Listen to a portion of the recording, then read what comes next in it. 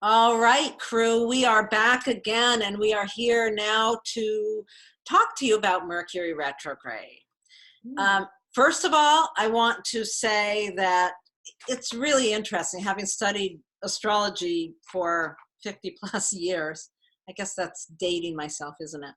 At any rate, Mercury retrograde has had a really bad reputation over time. And I'm seeing that changing a great deal, which delights me beyond belief, because I think Mercury retrograde is an extremely powerful period of time once we learn how to use it.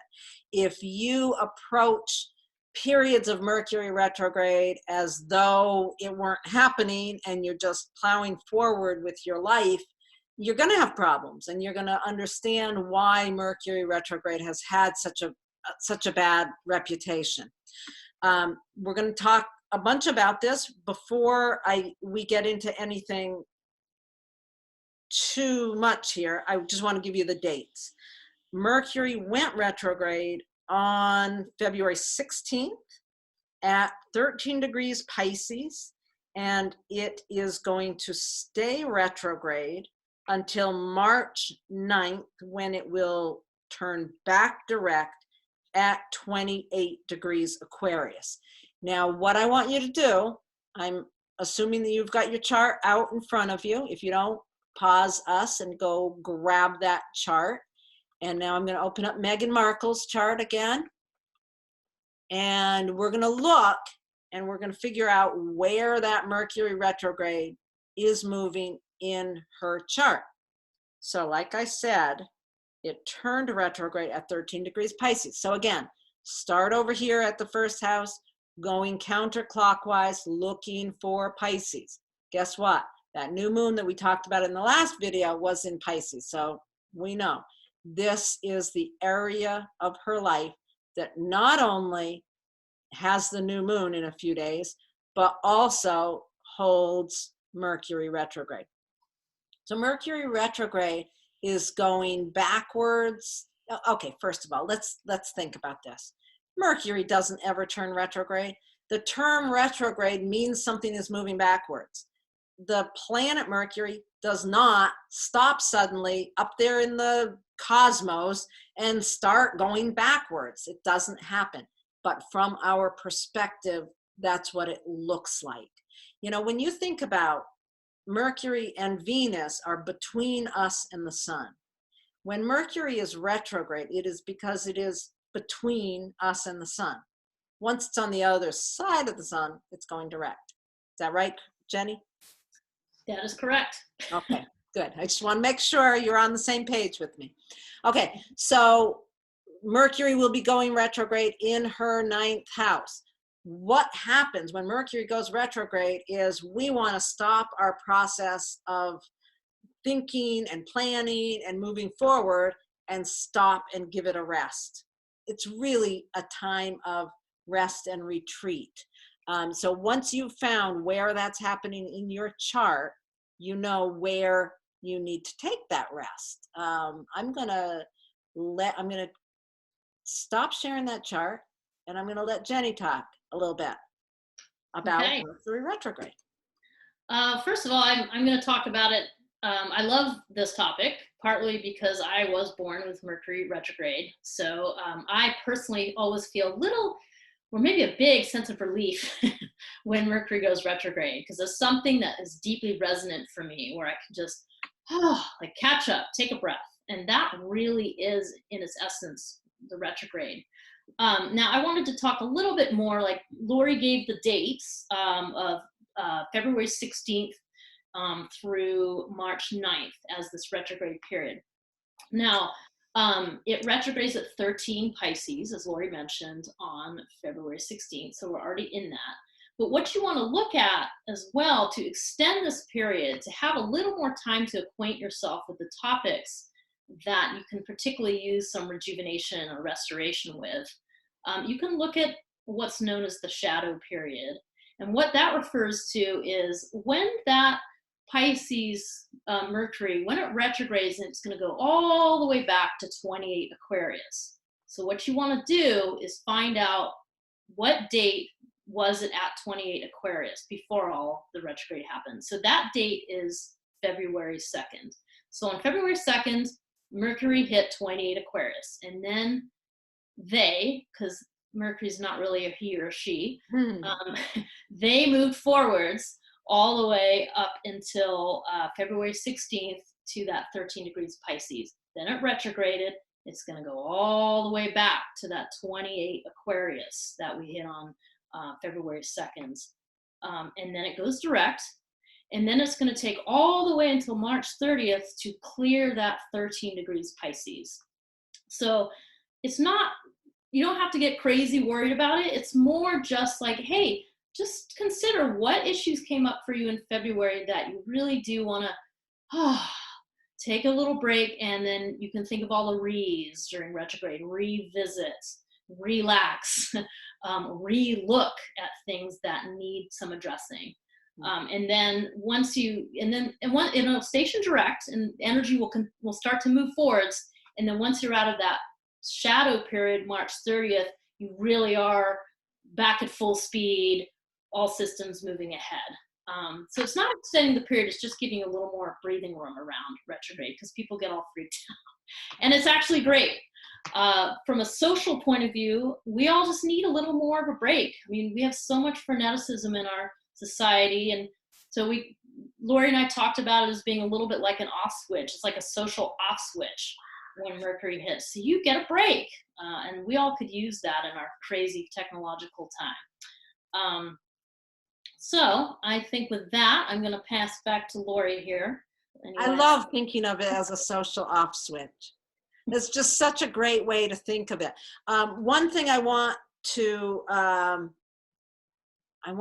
pull Meghan Markle's chart up just one more second to show you when Jennie was talking about that she was born with Mercury retrograde. I can just imagine a lot of you saying, oh, was I? How would you know? You're going to look at your chart, and if you see this, Meghan does not have Mercury retrograde, but she does have Neptune is retrograde. See that little tiny RX right there? That indicates that that planet is retrograde. So find your Mercury, which looks like the little Venus symbol, only it has a little hat on it. Look for that symbol and look and see if there's a tiny little RX. If there is, then you were born with Mercury retrograde, and chances are, while everyone else is pulling their hair out, complaining about Mercury retrograde, you're feeling more able to move forward. Now, let me change what we're looking at here. And here from Astrolore's website is this little thing I post every time Mercury goes retrograde.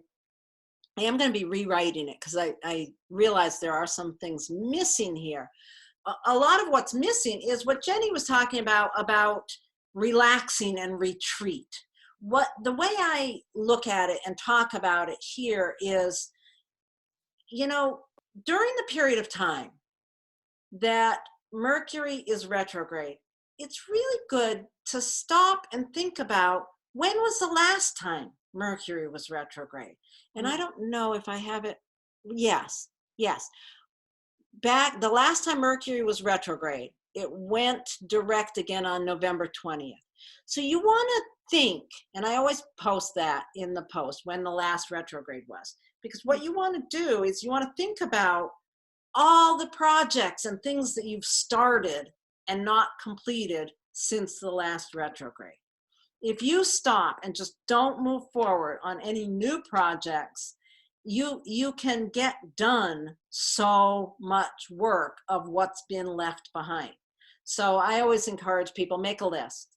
Make a really exhaustive list of everything that has been left undone, in this case since November, and then just work on that list.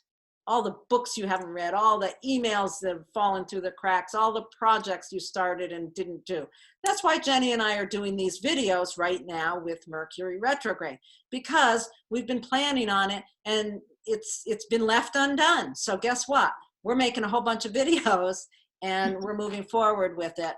So you don't want to start any new commitments. You don't want to start any new projects. You don't want to start any new relationships, new jobs. You want to get done the things that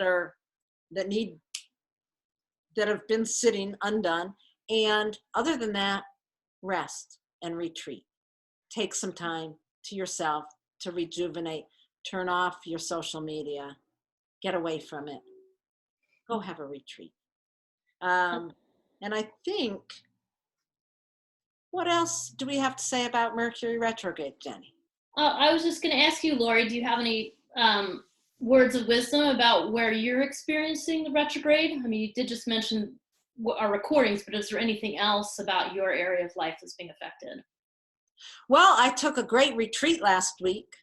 You know, during the beginning part of this retrograde, I was on retreat, but I mean, I've got my list. And I expect, since I've been using it this way, it blows my mind how much I can accomplish. I guess I didn't say be really careful not to buy electronics and cars and stuff like that, because that will get you in trouble. Yeah. You can really get yourself in trouble if you ignore this. But I don't know. I feel like I'm getting a lot done. Yeah. Because I'm sticking with my list. Yeah. Great. Yeah. Yeah. It's really a powerful thing to use it that way. I agree. I have this Mercury retrograde is going right over my midheaven. So the midheaven is that place of the chart that refers to your profession, your vocation, where you're going to really show up in the public eye. So I have that retrograde. So for me, it's this great opportunity to go back as I work on building my astrology business, to go back and pick up the loose threads that I left maybe hanging. And since our retreat, the Astrolore retreat we had back in October, there's a lot of great information that came forwards on that. And I had some really good ideas. And then I got busy with other parts of my life. So now I'm picking up those threads. And one of those threads is going to be that you and I, along with Lori Cartwright, our other cohort, have a work retreat scheduled. And that work retreat is going to be right after Mercury retrograde. So what we're doing is we're figuring out our agenda of all those loose ends. And then we're going to work on those, but it's still going to be in the shadow period. So it'll be like picking up the last of those loose ends and then moving our projects forwards. So I just thought that was a really nice way of illustrating all of this. Yeah, that's really great. And depending on what house in your chart, for you, it's up there at the top of the chart in your career. For me, it's in the 7th house. So it's all about rethinking, reconsidering, renegotiating issues around relationships. So and there's lots to always think about in that realm. Yeah. So take a look at it, see what you guys think. And leave us some comments. I also, I guess that's a topic for another time. I really want to expand upon the Patreon group. And I know there's something in there where we can do community, where people can communicate with each other as well. And I'm going to look into that and see what we can do I really want to build the community on Patreon and help everybody learn more and more about how to use this amazing, amazing language of astrology to help our lives work better, and all of that. All right, and we'll see you next time for our full moon in Virgo episode. So yes, thank you, Jenny. It's been wonderful chatting with you, and I'm going to shut us off. Bye, everyone. Bye. Bye.